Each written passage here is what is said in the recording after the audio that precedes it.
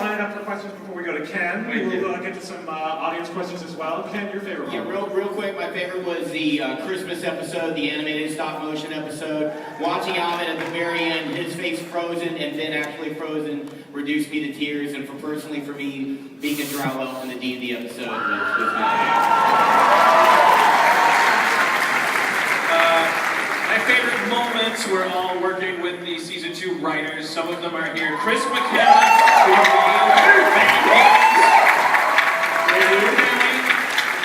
is that all the season 2 writers that are here? I mean, we have a bunch of writers here that we hired for season 3, and they're great and awesome and adorable. But who anybody else here for season 2? No. Okay. Party bus. Yeah. Hashtag party bus. Honestly, I spent so much time in the writers' room, and those are the most important people. They not the most, they work really, really hard. It was like 4 in the morning, and it's crazy. It's hard to be in a room with me, really, really hard. So, I love it though. I'm married to them and never want them to leave. So I torture them. And Neil Goldman's also a writer. He wrote a draft and everything this year. That's it. I wanted to use that time acknowledging them. Awesome. Let's open it up to some audience questions. Allison Bree is available via text message, so if somebody does have a question for her, she will answer it via text, just so you know. There you go. All right, let's get some questions out there. Hey everyone, my question's for Dan. In season 2, we see the group start to explore outside of the school a lot more, whether it be a bar or a hospital, over here. Okay. Now I know there's a blur. Okay. So in season 2, we saw the group start to explore more outside of the school, whether it was going to the bar or sitting in the hospital or the restaurant. Are we going to see more of that in season 3, or are you going to try to contain it back more towards being in the school? Always more, because I think that as the show progresses, we need to learn more about the characters and we need to have more opportunities to get to know them. So the only reason first season we didn't leave the campus is just because when you don't know people, it's better to intensify their geographic space. And so now that we don't need that anymore, it's cool to see them in cars and at restaurants and at home. I want to meet their families, and we need to before the end of season 4. Because what if we need the show to go on forever? We need to know who these people are enough that they can be the show. They can be the show. And you've said that they will graduate, I believe, in season 4. That's all I know is that there is a 4-year story happening that we promised in the pilot. Joel McHale's character is there to get his bachelor's degree. He either has to get that or not get it, and that has to be the story. So I mean, that it would be unfair and gross to in the 4th season go, what? These credits don't count. I'll have to grow a beard and teach here. No one's gonna high-five me for that. So we need the show to last forever. But we need to respect it, and I need to tell that story. He's got to get his degree and complete his journey. Everything we do on the show is us trying to get high fives. So that's pretty much will people high five me for that? Usually yes. Is this the same guy asking the same question over and over? What? What? Talk into the mic. Is there a new question? Nope.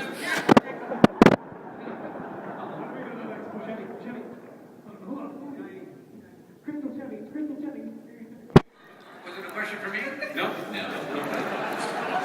Do you know that these 3 chairs are contractually obligated in Ken Jog's contract? You keep me away from it. It's part of a restraining order. all right. Let's get the next question.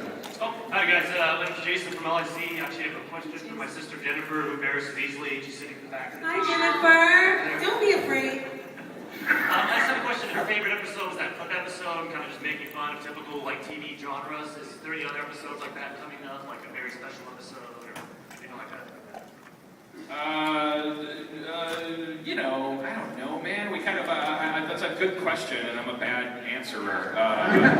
Every episode's always going to be... Dan, as you can see, almost every episode we deal with Alzheimer's, so... It's really dark.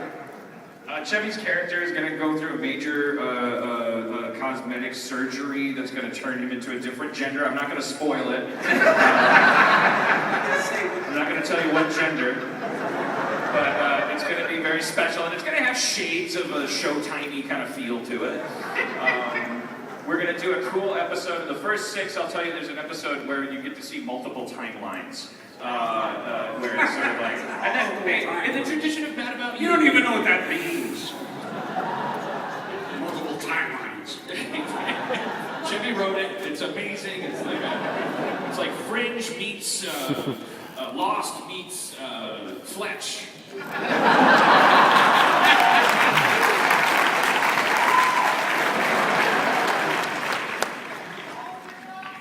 Hi, huge fan of the show. My question is for Dan Harmon.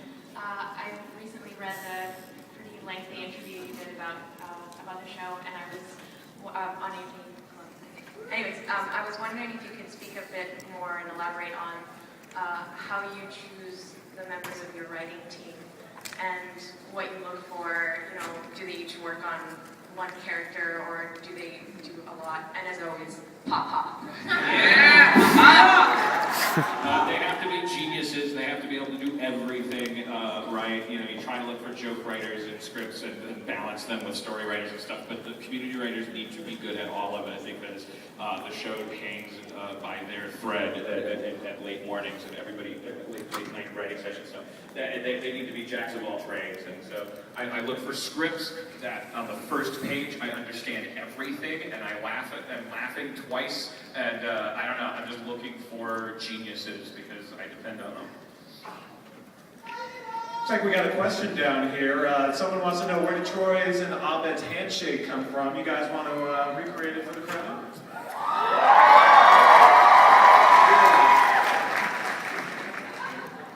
I want in. We were asked this the other day. We kind of don't remember. It kind of just happened. Like, I think we both blacked out. yeah, like we woke up naked. And both our hands were just like in this position. My hands were glowing. And Chevy was standing above us, obviously. And he said nothing happened and he walked out. I think there was something in the script about us doing a handshake. Yeah. And we were just like messing around, like joking around. And I think we were just laughing about how like simple that one was. Yeah. We liked it. It just stuck. It just became like a thing. And we got to do it this year with guns, which was great. Yeah, we got to do it with guns at the end. It was like click, click. And it's always funny now when we get new directors on set who are like, and you guys just do that handshake. Yeah. Do that thing. You guys just do that handshake. Can I say that I was with my mom recently and she went like this and said, "That's their handshake, right?" That's the thing. I was like, "That's what people do at weddings. That's like a wedding reception. It has nothing to do with their handshake." And then you talk to your mom about her alcohol problem. I gave up long ago. Keep past her drink. One more tweet question. We'll ask Jim this. What's your favorite Dean Pelton outfit? What's Dean got to do with it? Oh, Jeffrey. The music department is baroque.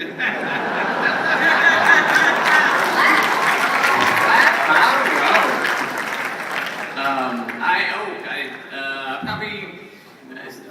thoroughly enjoyed a little Tina Turner. You know, it's that Master's Appeals action. Or my sister's 4th of July outfit. That was actually a very hard extra for the 4th of July one because that was the only one where I had to do a whole scene where I was facing a ton of background the whole day. So I got self-conscious, got to just stand there in between shots, and you inevitably see people like whispering or pointing. I felt like Coco in Fame. I started crying. Next question from the audience. This question's for Donald.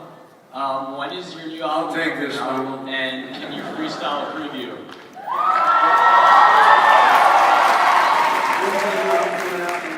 A preview, is that what you said? The album should be coming out September, October. It's really good. Allison heard some of it. She really liked it. And playing it for the other guys. And okay, you guys will probably like this verse a lot because people really seem to like it since we're at Con. I'm what is it? Yeah, these rappers are afraid of him because I'm a beast bitch girl. Invaders in.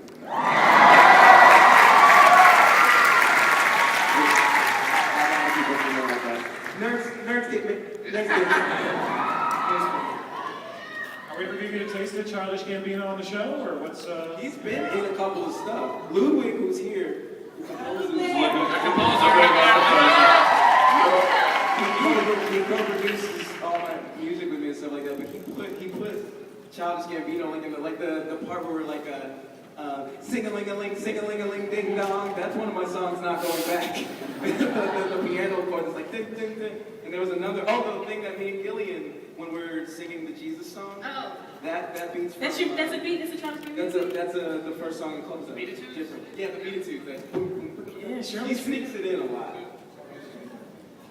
Ludwig's working on something very, very special for the first episode right now. Our first episode has a very special season premiere opener that Ludwig is heavily invested in. I think people are going to enjoy it. All right, we got one final question from the audience. The last question is supposed to be from Twitter. Oh. Twitter, all right. So No, it's already gone. We can't see it. someone throw the Twitter screen up so we can see. You can tweet me. So which one would you guys like to answer? First one, all right. So if the characters went to Comic-Con, what would they dress up as and why? Let's go down the row. Starting with Donald. I think it would probably be something that would have to do. I would dress up as Spider-Man. Troy would probably do whatever. Abed was like, we'd probably be like Mario and Luigi. Or something where we would. Ren and Stimpy. Ren and Stimpy. Oh, Ren and Stimpy would be dope. I would like to be the Flash. Does Daria count? Would that Yoda all day long. I'd be copying someone, because I saw it today, a really crappy looking Ghostbuster. The guy hardly even tries. I'll just put a vacuum on my back. You think it's a regular backpack and then a vacuum? He looked so sad, didn't he?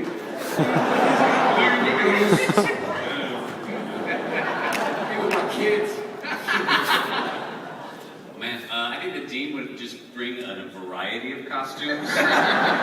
Most of them just thinking it might be a furry convention. I see him as a Sailor Moon type. I think you'd be like one of those. I think he's into anime a little bit. If Pierce went to Comic-Con, what would you dress up as? I think the best would be to dress up as Three Amigos. Iman. Iman? The Iman? I don't know. Wait. Iman? If Pierce were to come to Comic-Con, I get it now. Wow. Sometimes I just don't get it. I think that, the best thing for Pierce to do would be to show up at Comic-Con with a woman in his pants. I don't know what to say. The classic Because I'm character of Pierce. woman in your pants. Pierce is so fucking dumb. He ain't got no answer. Okay. Since it's making a comeback now, Beavis or Butthead, I think. By the way, Danny, that guy wants to marry you, and I think we ought to get it over with. Thank you. All right, community returns to NBC this fall, season 3. You better be there.